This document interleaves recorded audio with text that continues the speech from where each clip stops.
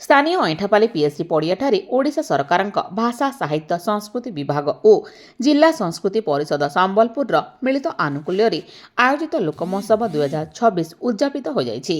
ଉଦ୍ଯାପନୀ ସନ୍ଧ୍ୟାରେ police IG Himanshu ଲାଲ ମୁଖ୍ୟ ଅତିଥି ଭାବେ ଯୋଗଦେଇ ସମ୍ବଲପୁରର ସଂସ୍କୃତି ବେଶ୍ ଉନ୍ନତ ଅଟେ, ଚଳିତ ମହୋତ୍ସବ ବେଶ୍ ଭଲ ହୋଇଛି, ତେବେ ସମସ୍ତଙ୍କ ସହଯୋଗ ମିଳିଲେ ଏହି ଅଞ୍ଚଳର ବିକାଶ ହୋଇପାରିବ।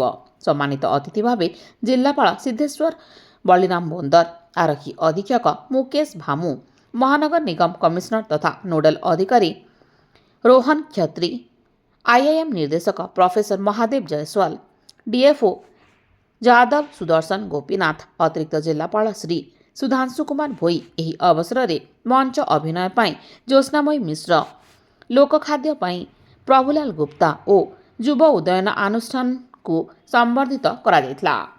ଟ୍ରାଇବାଲ ଫୋକ୍ ଆର୍ଟ ସମ୍ବଲପୁର ପକ୍ଷରୁ ଚୁଟକୁ ଚୁଟା, ମୟୂରଭଞ୍ଜର ଛଉ, ହିମାଚଳ ପ୍ରଦେଶର ସିରମୋର ନାଟି, ଆସାମର ବିହୁ, ବାମ୍ରାର କିଷାନ ଓ ସମ୍ବଲପୁରର କଳା ପରିଷଦର ଦେଶୀ କର୍ମା ନୃତ୍ୟ ପରିବେଷଣ କରିଥିଲେ। ଶେଷରେ ମିଳିତ ନୃତ୍ୟ ଅନୁଷ୍ଠିତ ହୋଇଥିଲା।